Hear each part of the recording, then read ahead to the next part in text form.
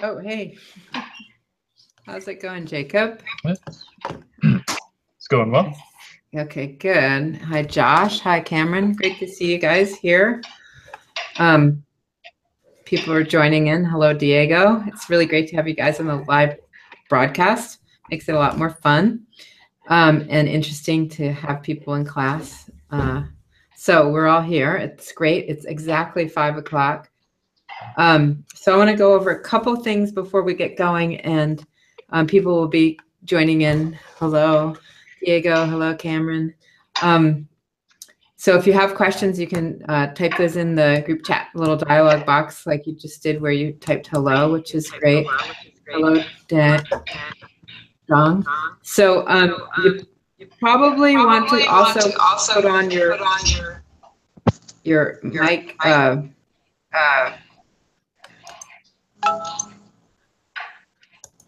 Sorry, your mute buttons on your mic so that you can't hear that background for you. And I feel like I'm getting an echo, but I don't know if you guys are hearing that too. Yeah, Josh is telling me you are. Yeah. Is it stopped now? Hear it. Okay. Okay. So anyways, a couple of just things to just review before we get when I'm talking to you. before we get started, just in terms of the class. Thank you all for taking the class. I really feel like I've gotten a lot of really interesting feedback through everybody's comments on VoiceThread. I'm a little bit behind in grading all of those, but I really like the direction and how participatory everybody is about sharing their thoughts about your voice threads and then also your topic. So I'm going to share my screen just to go over a couple other things. So this is week 4 of the class. We only have one more week left. So there are a couple people who haven't done all of their, didn't do their project 1 assignment. So if you need to do that, you still can do that. It just would be late. So contact me via email or whatever if you have any questions about that. So let me share my screen just to go over a couple of little minor things. Here we go. Okay.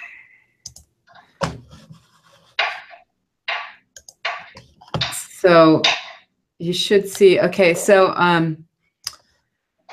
let's see. Yeah, that's the wrong one. Sorry about that.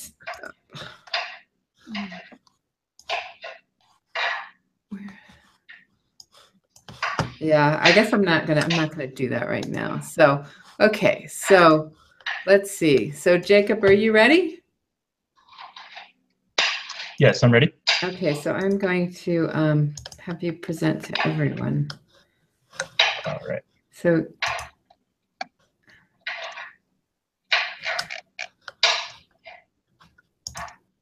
okay, so everybody should see Jacob on screen now. Okay, does everyone see what I see? Post-Modernism? We see you, we don't see your screen. Oh, okay. At least that's what I see. Right, I haven't quite figured out how to reflect it onto what I'm seeing on my screen. So there should be a little blue, a green little share screen button on your left-hand side there. Oh, gotcha. And if you click on that, then it asks if it says, do you want to share an application or do you want to share your screen? There you go. Right. Okay, yeah, there you go. Now we see it. Okay, so you're seeing what I'm seeing. All right. Yep. Okay, great.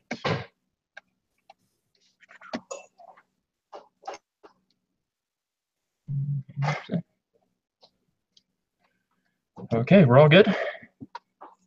Gotcha. Okay. All right. Okay, so I've been tasked with the responsibility of talking about postmodernism. I really enjoy this particular part of art history just because it has a lot of depth in theory, which I kind of like. I like all the stuff that really causes us to think a little more about our social environment, who we are in our culture. And everything has to have a label to it, and that's how artist movements have been established throughout history. And so this is kind of our way of identifying this particular moment in time. Well, postmodernism doesn't really have a specific time per se, but it mostly covers the later half of the 20th century. And so as we have here, have collection of different modernism and postmodernism stuff, and I'll just go ahead and start going through the presentation. And as you may have already realized, if you haven't looked through your book already, but there are lots of architects, designers, theorists, and all of them are contributing to this new narrative that has become what is known as postmodernism, and what kind of responses are being made from the modernists and also the international styles that have been coming up during the mid-20th century. And so we have Venturi in architecture, and he has a very interesting thesis about modern architecture, and mostly about his visit to Las Vegas, which is why I have this view of Las Vegas up here. And then we have a bunch of other theorists as well that are mentioned in the book, and everyone is going to be reading that this week, so I won't go into too much depth here, so we'll move on. And again, terminology galore, everyone. So yeah, pastiche and metonymy and all these different types of terminology that we're all going to be familiar with as we read. But I will not describe and define all these. You'll have to do that yourself. So anyway, so Learning from Las Vegas by Robert Venturi and Denise Scott Brown. What you'll see here on your left-hand side of the screen is actually the first edition of the Learning from Las Vegas issue. And you can see that there's like this layering, this kind of communicating the idea of what the Venturi and Denise Scott Brown were trying to describe in terms of this pastiche, this layering, this history. And so we're seeing everything all at once visually. And so it kind of creates this very unique narrative. But most people will see what you'll see on the top right here, or top left, excuse me, the later editions. But if you find one of these, let me know. They're worth a lot of money, and they don't exist very much nowadays, so they're kind of falling apart. But anyway, so we have here one of the concepts that are mentioned by Venturi. You might not find this in your book, but it is within his readings that he talks about architecture in a way that hasn't been really understood before. And we're also dealing with a lot of new things in terms of consumerism and how we are communicating with others.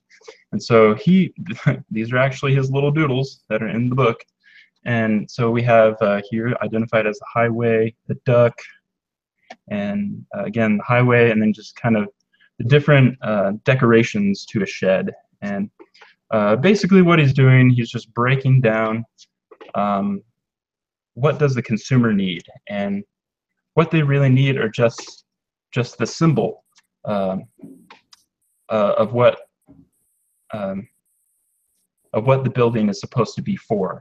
So, like, for example, the duck is supposed to be, it is the symbol itself, and ducks are sold inside of it. And so, as we have here with the decorated shed, there's this building that is totally separate, but is identified by a sign here. And if you were to eliminate the sign, all you'll have is just this building. Its only functional purpose is just to have the necessities of what the business needs. It doesn't need to be 20 foot tall, to be designed by, you know, who, you know. And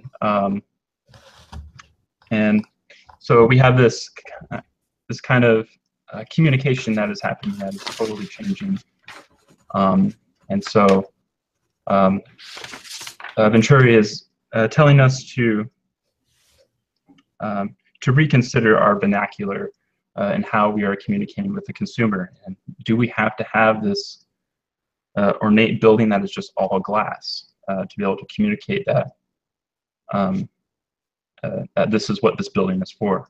And also, I guess, just to kind of put it into contemporary perspectives, like,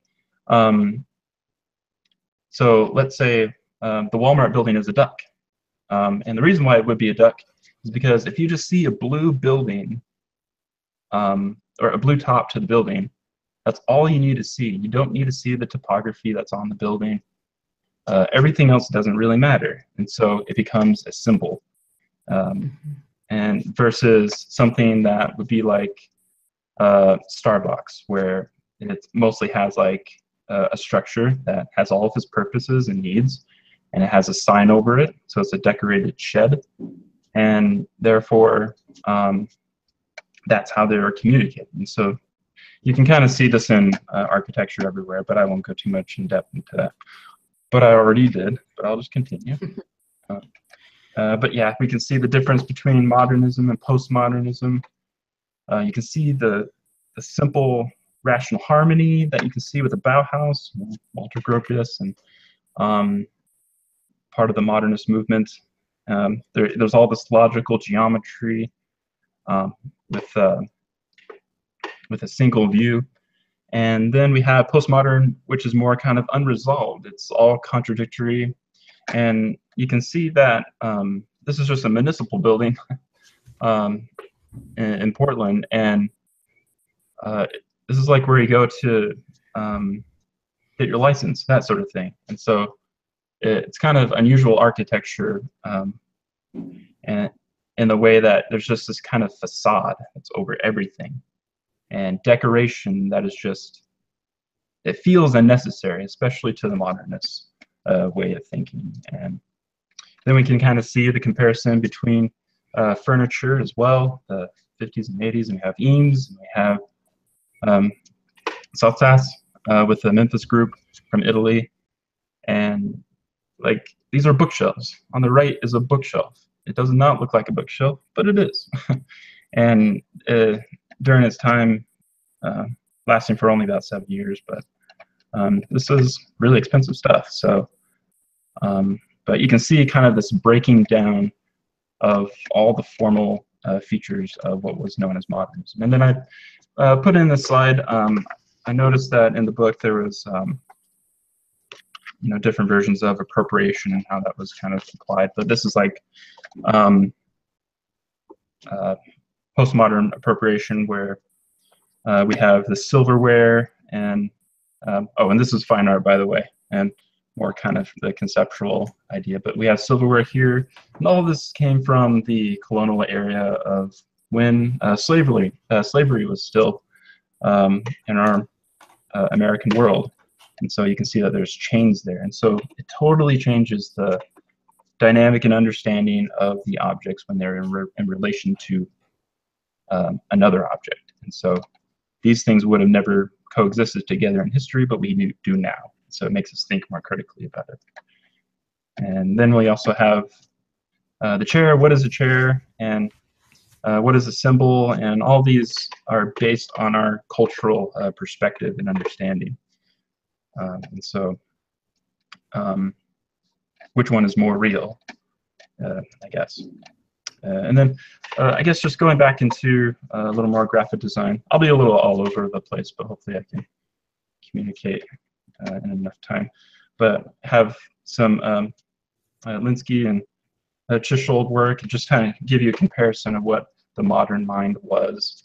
It was a very strong value of white space and justifications and perfect type and kerning, and just all of this is just had a set of rules. And Chisholm was the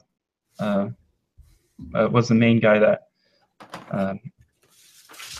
that established all these rules that were to follow. And you can see that they really value their white space and also topography.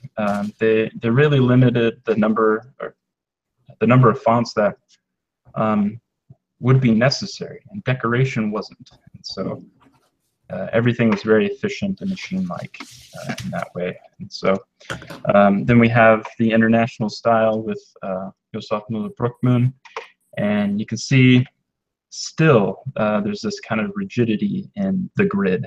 And I guess that's another thing I should mention. The grid is quite important to modernist way of thinking.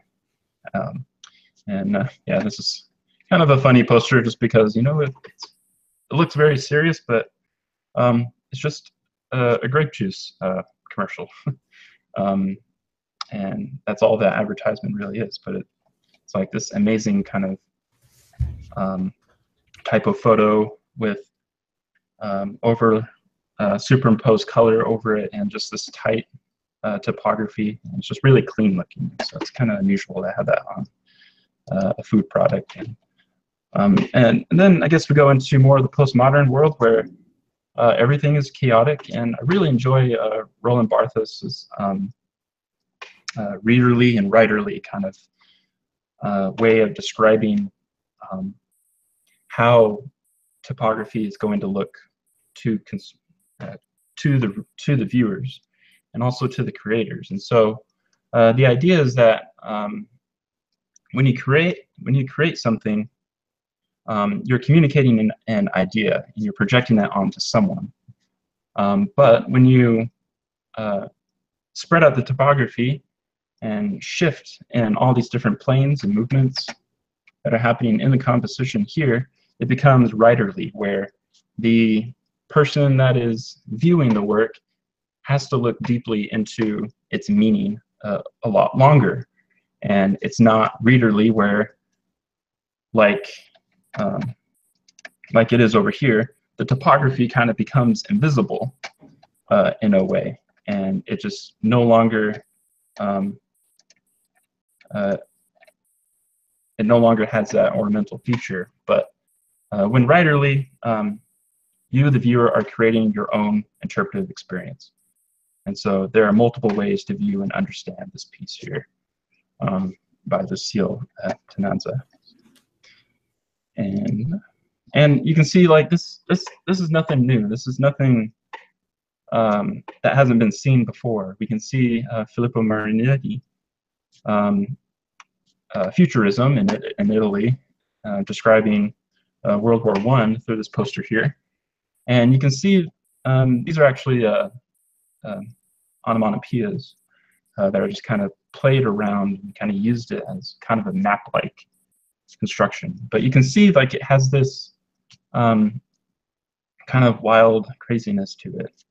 But it's all very smartly done. And this is not to say that one is better than the other. These are just new ways of thinking about typography. And so you'll see this in your book, just different philosophies, and you can see this kind of layering, this kind of breaking away from the rules of modernism and just trying new things. And it's a stereotype and type. And they're playing on that through typography and through stereotypes, which of that is related to the subject matter here. And so related to nails and stuff. And I'll continue on, and you can see this is not old, or excuse me, this is not new stuff. Dada has been doing it in some manner of way, but you can say that this is probably a lot more cleaner, but you can see there's the same kind of playfulness. And then we get into postmodern, where we're now kind of confronting typography, and everything is changing. As time changes, things have messages and meanings onto certain things. And Helvetica is discussed in the book and describes how typography is now, it used to be this clean, this brainchild of modernist thinking, but now it's kind of becoming more of this understanding of big business. You know, you see it on every public building, and it's just ubiquitous, and it's actually a default for some processing computers. And so it's just something that you see in every day, and it's no longer special. And so designers were thinking outside the box, and kind of Nobel Brody here with typography that's kind of, you know, blurry and just kind of changing. in a different aesthetic direction. And so I feel like postmodernism is just kind of this world of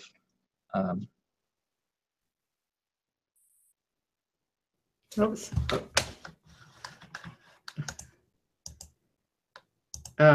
Jacob, someone muted you, and I can't unmute you. Hold on, Jacob.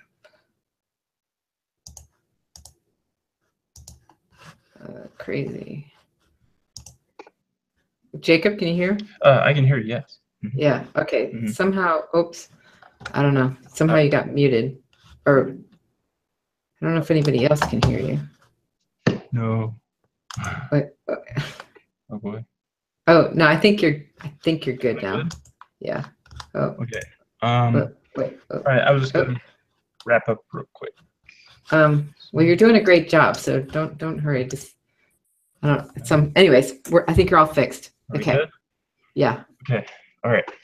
All right. So then towards the very end of the chapter, chapter 6, I believe. Yep, it's chapter 6.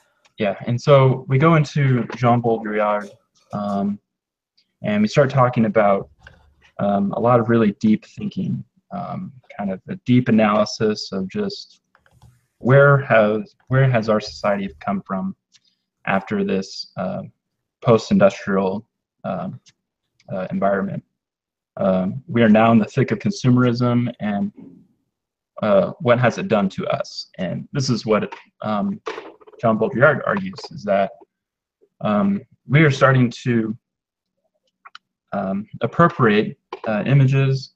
We are starting to change space. And what's really interesting is that if you go to Las Vegas, this is Las Vegas here, and we have the Lux and Caesar's Palace, and all of these images are all, or statues and spaces are all in one place. And so we're transported to Greece, to Egypt, to even New York and Paris, but all these are contained in one space. And so it makes you think, where is the authenticity that is apparent in our lives? Everything is copied. Everything is just an image of an image. There's really no authenticity that can be seen within our environment. And this is actually kind of a challenging point, because we can't really help ourselves on what we are satisfied with. Are we satisfied with a copy or the original? And so this is really kind of challenging for artists to actually confront, as well as designers too.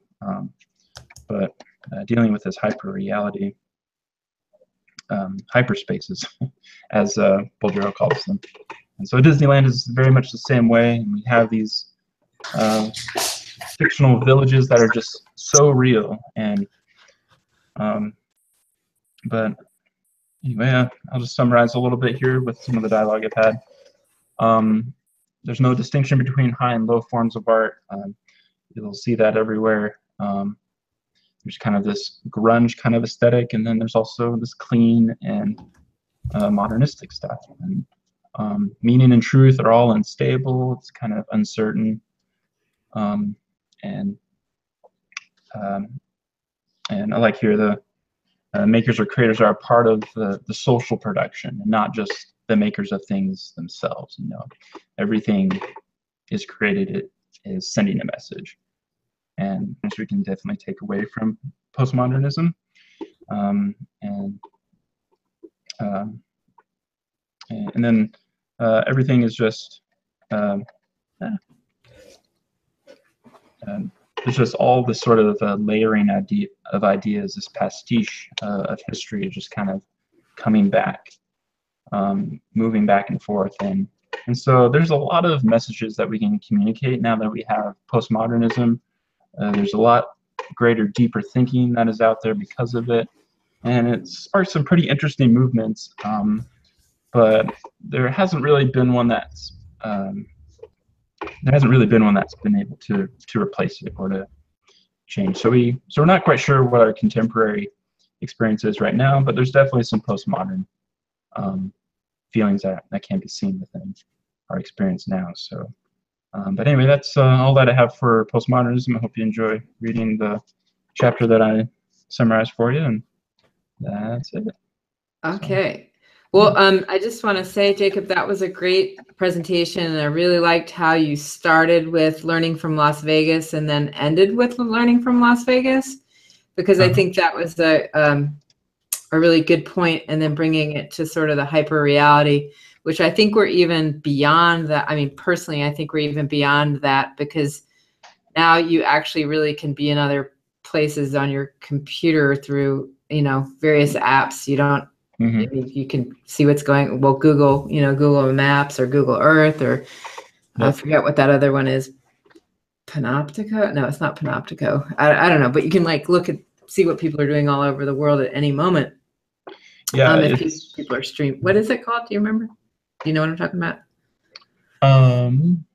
There's some little app you can put on your phone that you can go to any location on the world, and then people are streaming whatever's happening in their life there. Gosh, right. Yeah, and I can't think of the name of that. But anyways, it's really interesting. And also, there's another app or a website where you can listen to radio stations all over the world. You just look at the map and you click on it, and it'll go to a different radio station. So it's become more hyper real than I think has been in the past with these new technologies. Right. Yeah. Technology seems to be moving this postmodern idea kind of in a faster, more exaggerated direction than we previously anticipated, because we now have VR sets and different forms of reality that we can alter and manipulate.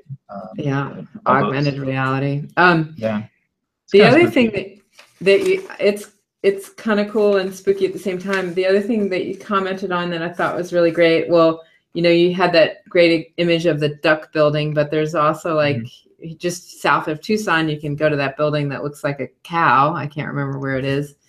Aravipi maybe. And then I've seen an image like that was a big sheep, and inside they sold wool. So that was kind of cool to see that. I love Joseph Kosuth's image of the chair with the definition of the chair and then a real chair. So those are really good that you brought those in.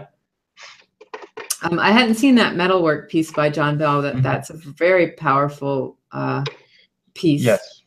There's nothing done to it. It's just it's just a collection, but by the relationship of the things within the collection, it creates a new meaning, which is really smart. It makes me think of also kind of the let me think here.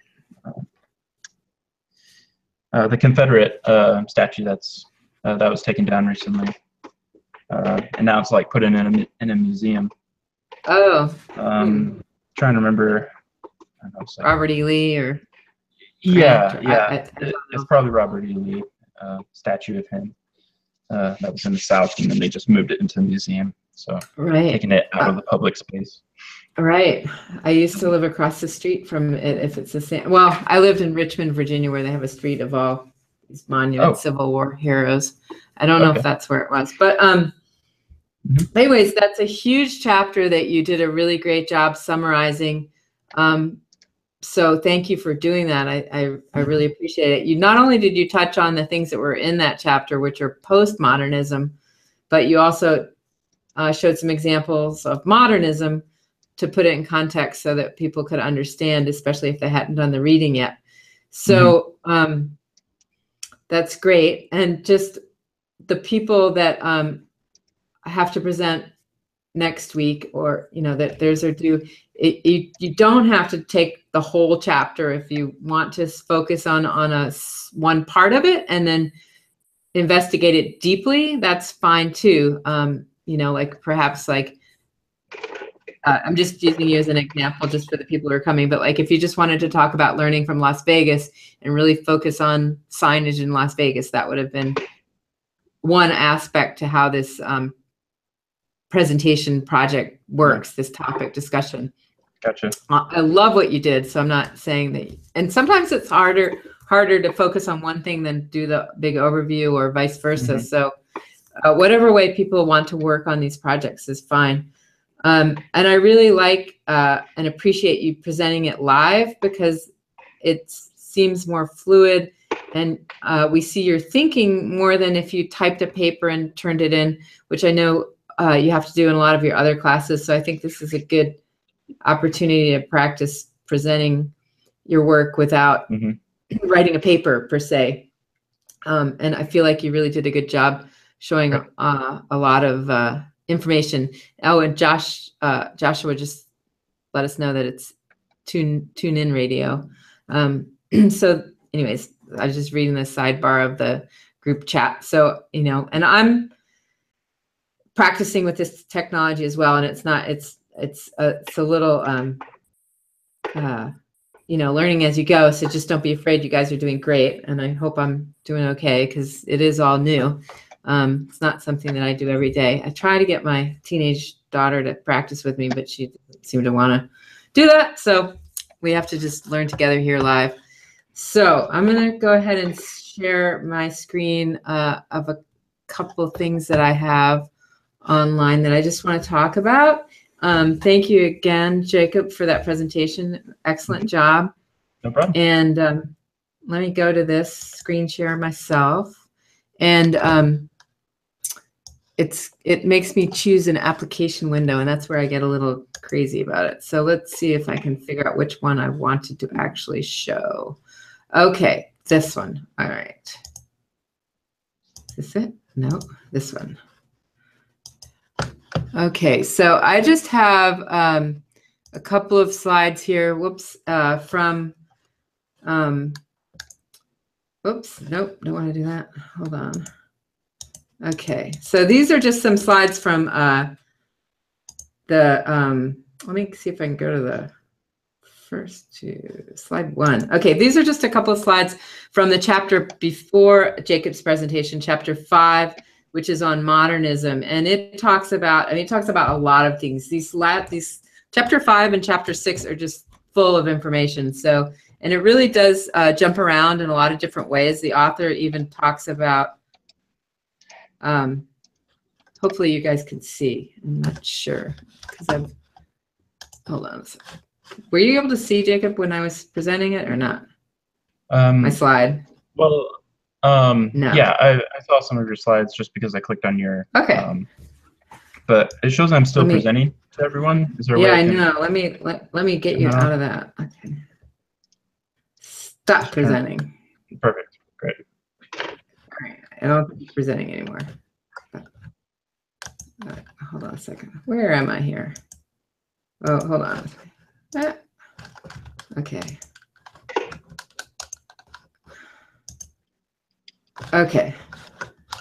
So I think you guys are seeing this now. So Jacob, you're the only person not muted. So if you're not, are you seeing a slide? Yes, I'm seeing a slide. Okay. So yeah, this is a slide from chapter 5, and just talking about photography at that time. The chapter starts about how modernism was moving from the Enlightenment and going through a lot of different technological changes. And one of them was sort of the role of photography, and they could take still images and actually show real representation. And one of the really big inventions at that point that I thought was really interesting about photography was the Horse in Motion series by Muybridge, where there was this ongoing bet about, you know, if a horse had all 4 feet on the ground when it was cantering, or off the ground when it was cantering. And so through photography, through the technology, they were able to answer some of their questions. So photography also became more experimental, and the modernists, they started playing with the actual medium to kind of create new forms. And that was Moholy-Nagy, I think. And then also it became as a way of documenting Russian constructivists, and others started doing photo montage, which Jacob also showed an example of photo montage where photography was combined with collage, creating these new forms that were printed, which I thought were really interesting. And there was this modernist idea about rationality, and this is the grid system that's used for paper, which is still used today if you're in Europe when you're buying or printing posters or books. They refer to the sizes and these A sizes. So the master sheet of paper that would come from a paper manufacturer would be the A size, and then depending on what you were making, you would choose the smaller sizes. And I think Jacob also talked about Joseph Chickle, who was not Joseph Chickle, but Jan Chickle, who was a graphic designer, typography, who worked developing systems of design for Penguin Books, among other people, where the design process was not just the one thing, but the system that you would work from. So it was a more rational way of working. He also worked in some more classical styles. And then here's his famous treatise, the New Typography, where he established these rules, and these were modernist rules that so anyone could follow this system and have good design by keeping things asymmetrical, using lots of white space and bold, and it's a whole book on how to set type. And if you follow it, it's should be legible and everyone can use it. This is another piece of his. Karen, you're moving your slides, right? Yep. Are you seeing them? I'm not. No? Oh no. Oh, okay. Wait. I don't know if it was lag or. Oh. Well, let's see. Can you see it now? Yeah, I see your mouse moving now. So. Okay, that's so strange. But when I press it on play, do you see a grid? Okay, I see the grid, but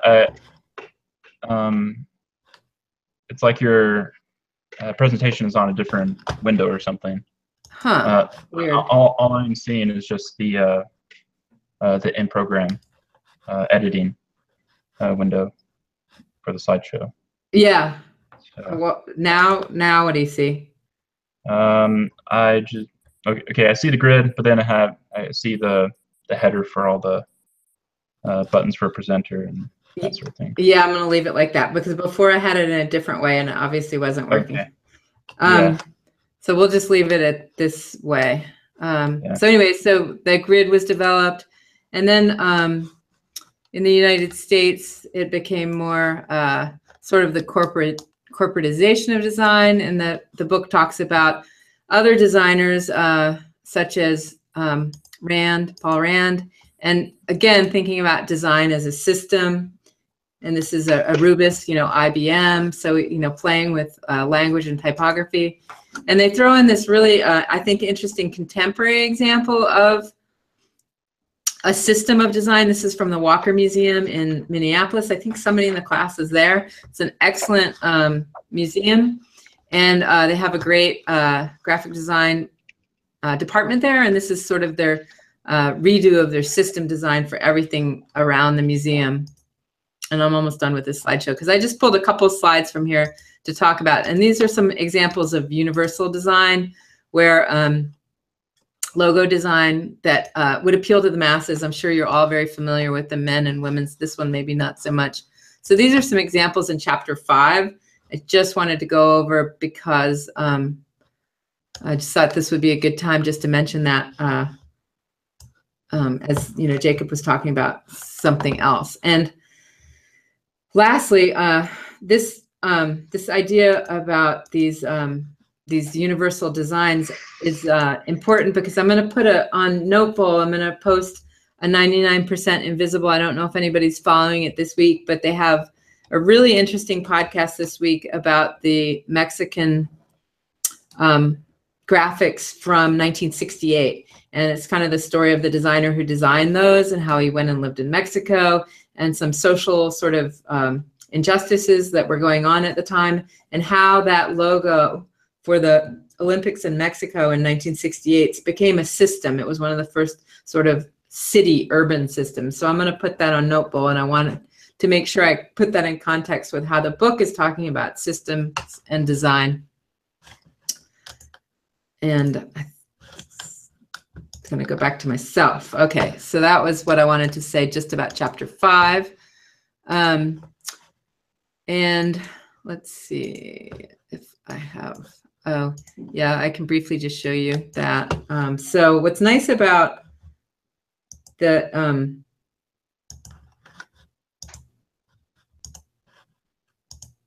the podcast for 99% Invisible, which I talked about before, is there is also a visual that goes with it. So you click on the little yellow button and you'll hear our narrator talking about it, but then you also can see visuals. And so here's an example of the students protesting in 1968, which was something really interesting that the designer encountered. Anyway, so it's a really interesting article. It talks about the history of some things.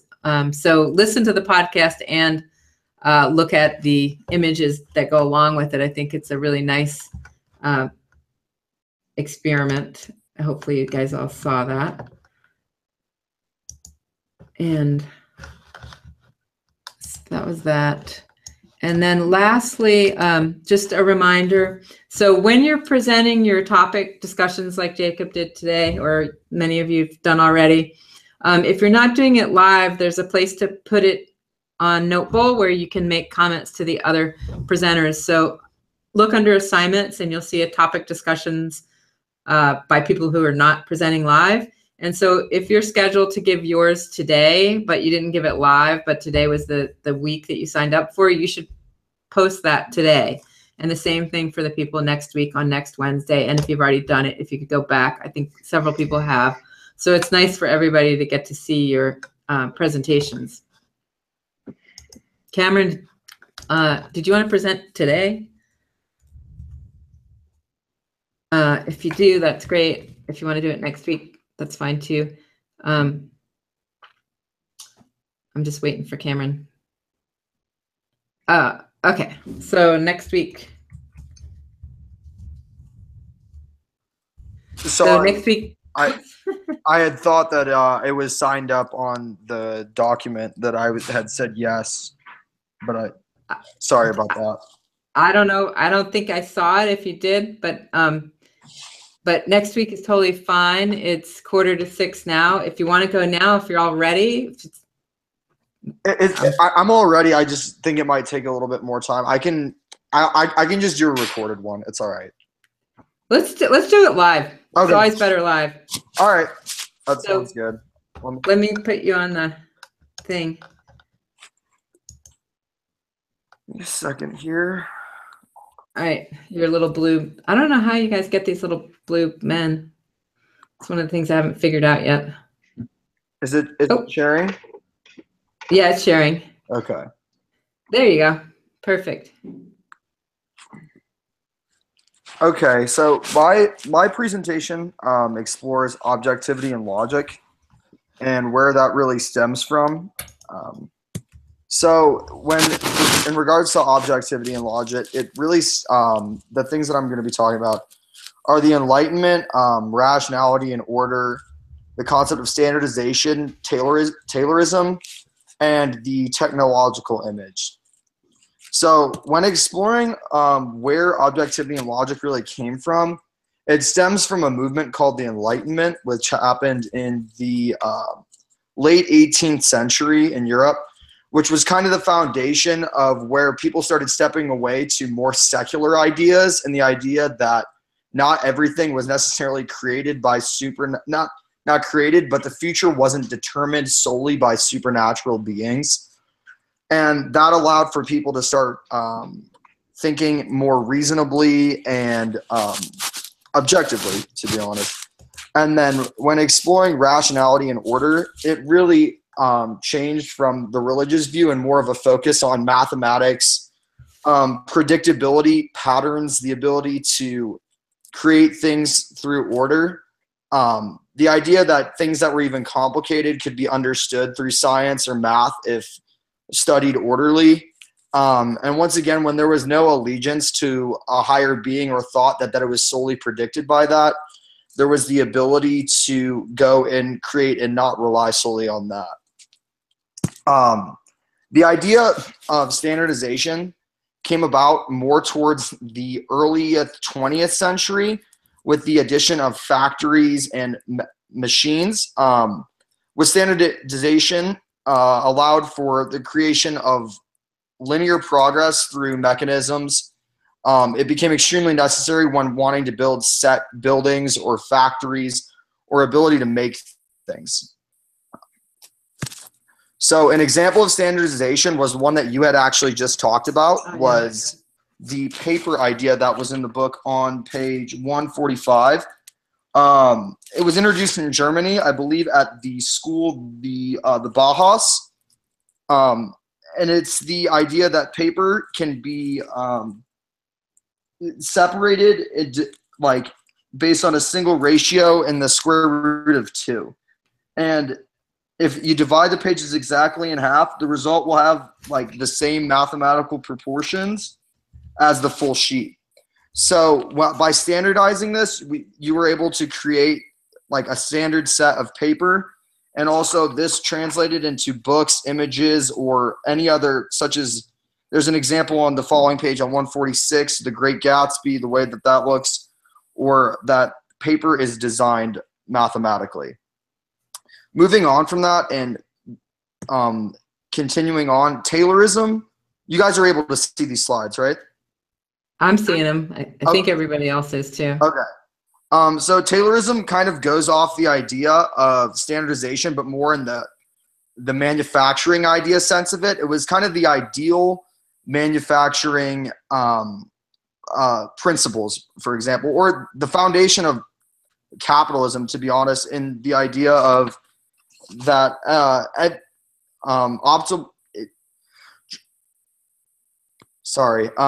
it led to like a division of labor, prioritized efficiency, a mechanized view of the world.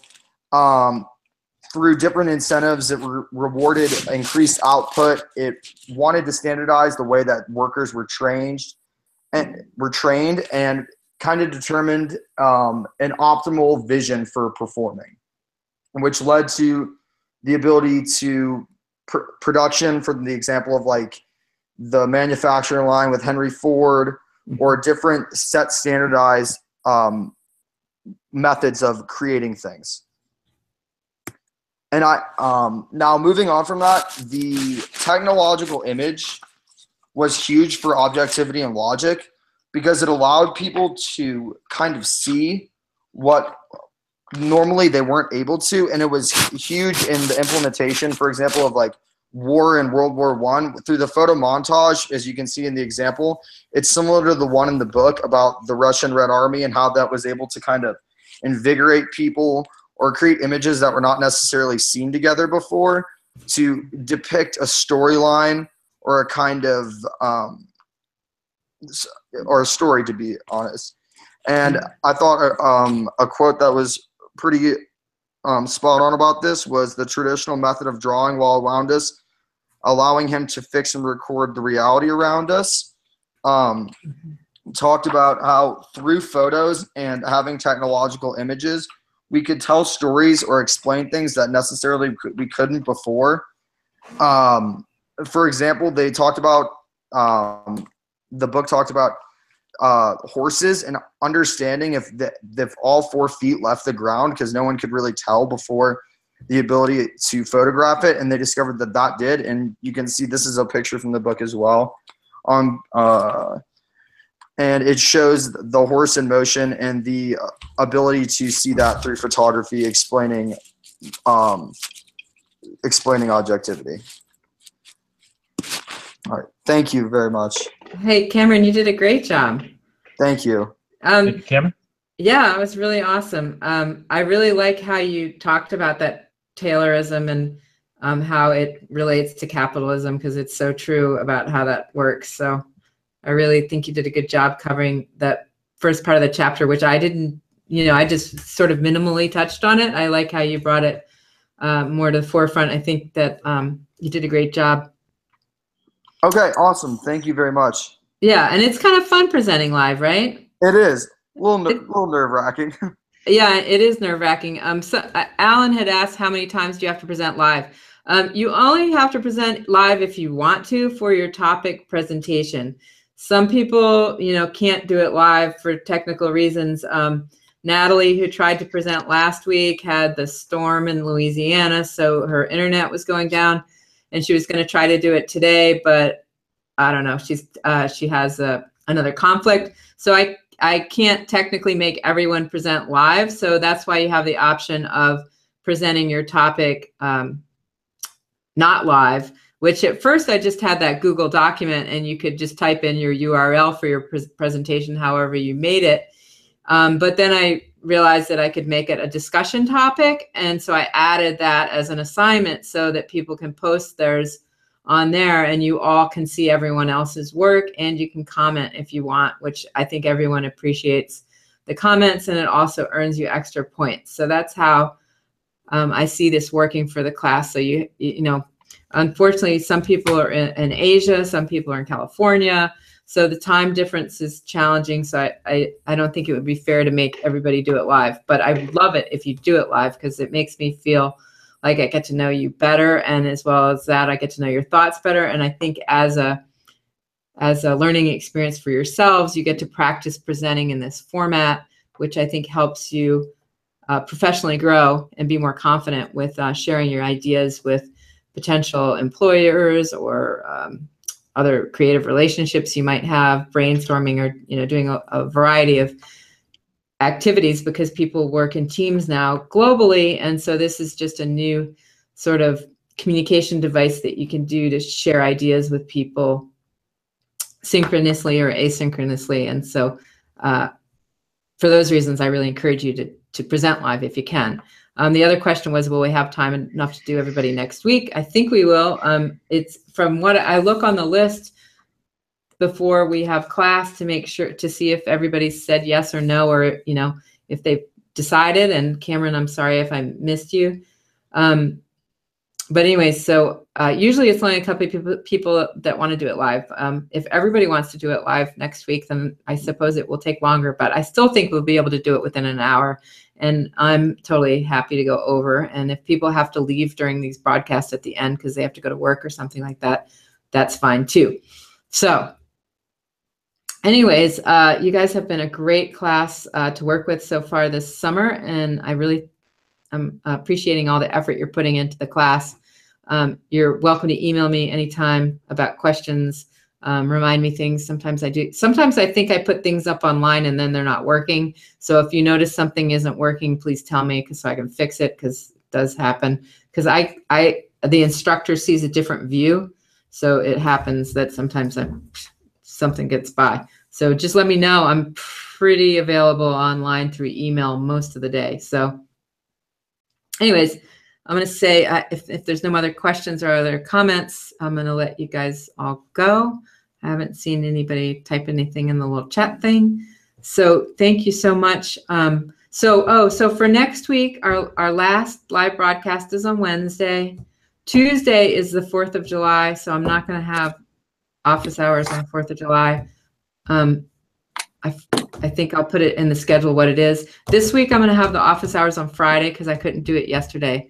So, and if you look at the schedule of where you signed up for your topic discussion, it says the order in which you go, and you'll be able to see how many people signed up to go live or not. So it's pretty clear. So, so that we'll go in the order that people are signed up. So, the last broadcast is on the 5th. It says the 6th. The last live broadcast is next Wednesday, and I'm not actually sure what day that is. I'd have to look at my calendar.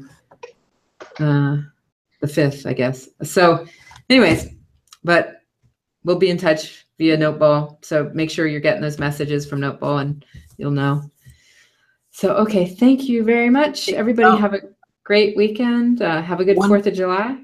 Thank you. One last thing really quick. Okay. I know it's like one more last week until the class ends, but okay, so this happened already. This is my second week in a row. So I usually come upstairs to the library to read the book, but like it happened already twice now where the book is misplaced and it's lost for a couple of days.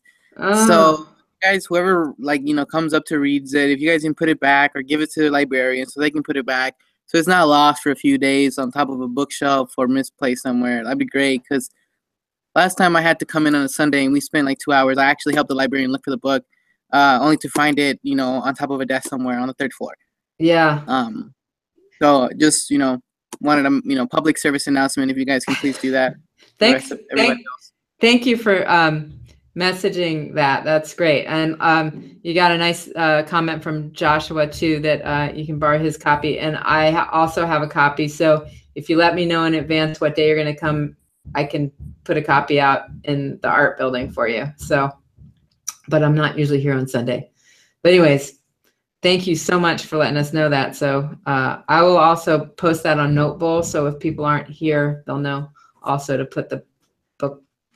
Where should they put the book back? Where do you get it? It's in the 5th floor in the reference section. Okay. So 5th floor on the right side, and it's on the left, on your left bookshelf near the charging station. So they should get it, put it back where they got it, basically. Yeah, I have it right now. Yeah, I'm gonna put it back where it needs to be. I always put it back, but the week before, last week and the week before that, I just had issues finding it. You had to find it. Okay, great. Well, thank you for letting us know about that. I wish there was an electronic version of this book, but there's not. Okay. Anything else? All right. Well, everybody have a great weekend. And if you need to come to office hours, they're on Fridays. Email me if you have any questions. I can also meet with people other times. And have a good, happy 4th of July. Safe. Okay. Thanks. Okay. Thank you, guys. All right. Bye.